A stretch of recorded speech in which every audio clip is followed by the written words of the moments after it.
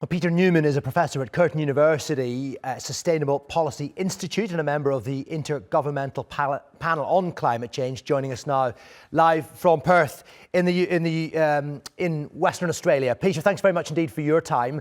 How optimistic were you that a deal would be struck, or is this not entirely a surprise given the oil-producing countries that have held out?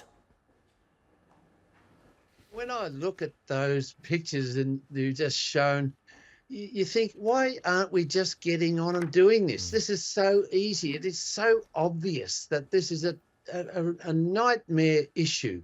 We should be solving it straight away, but we haven't even got to base one here. It's been a complete failure. And we've been through so many of these in the climate change area. And then we had the Paris Agreement. So eventually you can get there and suddenly things start happening and all kinds of new economy ways are being found to have a different kind of world. Well, we know what to do with plastic. You can make it out of plant material, but we just got to get on and start doing it. And that requires this kind of agreement to send a signal to finance companies, and then the oil companies will start disappearing. And plastic itself, well, it's a victim of its own success, really, isn't it? Because it's cheap to make and it's incredibly malleable and useful. And yet, when you try to think of what alternatives there may be to it, none of them are as cost effective. Is that part of the problem? Yes, it is. And essentially, the oil companies are just basically giving away the oil to make the plastic because they make all their money out of people driving it. Rather than wrapping things up with it or drinking from it. So this is the kind of thing that we're up against. We really have a big barrier in the cost area.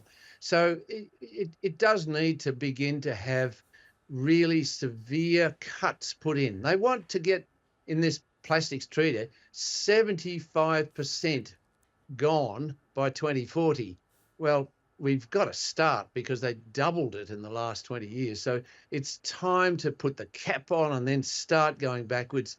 And that really will send a signal to the finance area.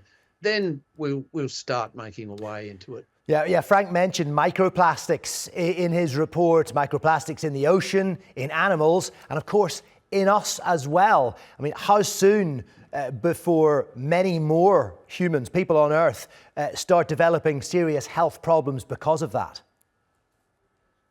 Well, it will increase because the nanoparticles are growing in us. It's in every baby's milk that's coming from their mothers. It is everywhere now. And these nanoparticles are unpredicted in how they're going to impact us. But certainly there are some signs of the contamination, the really toxic chemicals that are produced from it, that they are going to be causing longer term illnesses. So it really is time to get on and cut this out. It shouldn't be beyond us. Indeed. Well, let's hope they make some progress in the 6th round of talks, which hopefully happen early next year. Peter, thank you very much indeed for joining us on the News Hour. Thank you.